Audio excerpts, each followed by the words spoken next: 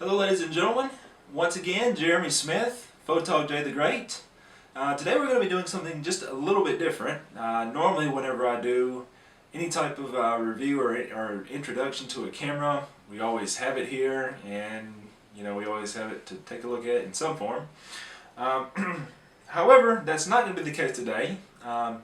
As you've probably all heard, Canon just released the Rebel T4i, which of course is also known as the 650D for all those on the other side of the pond. Looks like a very interesting camera. On my D3200 versus D5100 video, a lot of people were asking me which one they should get, and I think that video clarified a lot of things for people. But now the T4i is out, so now we have yet another option to look at. So anyways, I'm just going to kind of quickly go over some of the specs and everything on it, and hopefully within the next week or two I'll have it in my hands for us to actually take a look at. But anyways, going over the specs here, it is still 18 megapixels. It should be, in theory, much better image quality, particularly at high ISOs and things like that. I feel like a broken record, I always say that. But it's true, as camera technology advances on and the processing gets better and things like that, we kind of see some of the camera manufacturers starting to camp out at a given resolution and kind of start to move past the whole megapixel race thing and get on to improving other aspects of the image quality like high ISO performance. So I expect that to be the case with this camera. So yeah, but for now, until we have it in our hands, I'm not going to talk about that too much. Really exciting features. As you know, I've done lots of reviews on the Sony DSLR cameras, and some of Sony's technologies have been very unique in allowing autofocus in video mode and autofocus in live view and that sort of thing. Canon, they are starting to take a step in the right direction in that area to compete with manufacturers like Sony. Basically what they're going to do is they have something called the hybrid CMOS sensor. Basically this is a technology that they're going to use to allow you to have faster autofocus in video and in live view. It's very similar to the technology used like in some of the mirrorless cameras, like say for example the Nikon J1 and V1. Basically what this does is, without getting too long and technical, in a traditional DSLR you usually have a separate separate sensor that's responsible for the faster phase detect autofocus. And while the T4i has that same sensor like all the other DSLRs, it has some of the pixels on the actual sensor that captures the image. Some of those pixels have been assigned to focusing duties.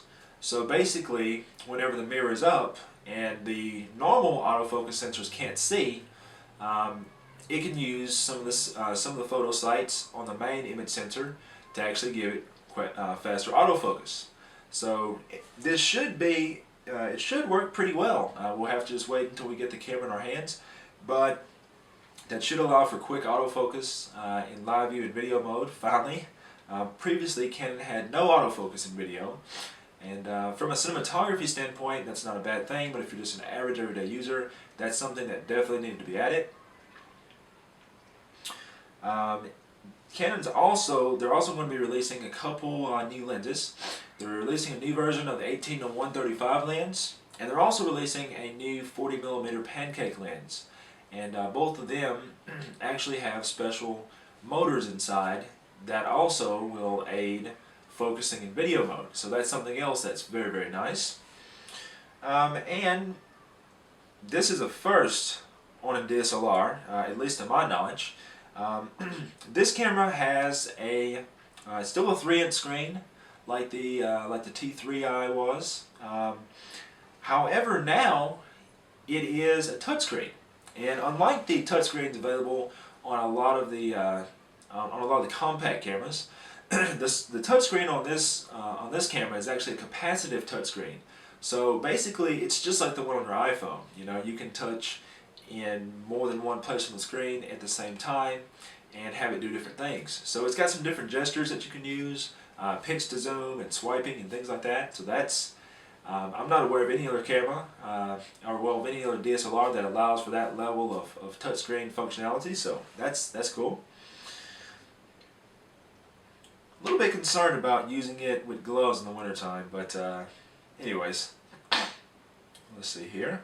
It is also much faster now, so that's a good thing. So now the Sonys have, you know, they're a little bit closer to them.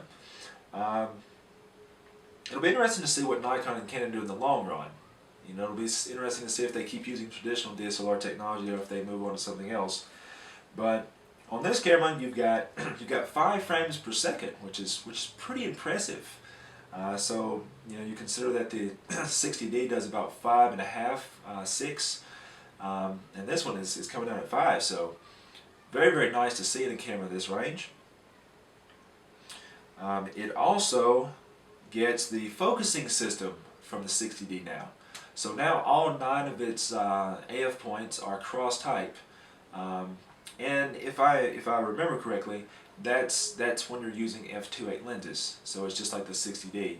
So you're going to have much better, while it's going to be the same autofocus lineup, as far as, you know, 3 kind of in a triangle here, 3 in a triangle there, and then 3 down the middle. So it's going to be the same basic layout, but they're more sensitive points. So yeah, it's going to work much better, and you know, that's something that you previously had to go up to the 60D for. So very nice to see that. I am a little bit disappointed that there's still no, right now, Sony DSLRs are the only thing, are the only DSLRs that will give you 60 frames per second if you're in 1080p. So I'm a little bit bummed out about that. I was kind of hoping that somebody else would start supporting AVHC 2.0 other than Sony in a DSLR, but so far that hasn't happened. So we are looking at 60 frames per second only in 720p. So unfortunately no 60 frames a second in 1080. Little bit, let's see here, ISO range 100 to 12,800. I expect it to be very good at 1600. Still highly usable at 3200, and while on the noisy side at 6400, I still expect it to hold up pretty well there too. And that'll be in line with all the other DSLRs we've tested recently, like the A65, and also like the new Nikon D3200 as well. So I don't expect it to be any different there. Let's see here if there's anything else that I see that's cool. Of course, it does have a microphone jack. The built-in mic now, though, is a stereo microphone, which is pretty neat. So it has a separate left and right channel on the top of the camera, which is pretty cool. Definitely ready to get my hands on this. Let's see, anything else that I'd like to mention? Oh yeah, and by the way, I'd like to point out, in my videos, after I make a video, I always, you know, a lot of times I miss a few little small things, but usually after I record the video, I add a lot of stuff to the description, you know, down there. So definitely check out the description in my videos. There's a lot more information. And I believe that is basically it. So yeah, 5 frames a second, capacitive touchscreen. You've got new autofocus capabilities in video mode and in live view, and then of course we've got those new lenses as well that have a new stepping motor in the lens that's basically designed for smoother focusing in video. So lots and lots to look forward to.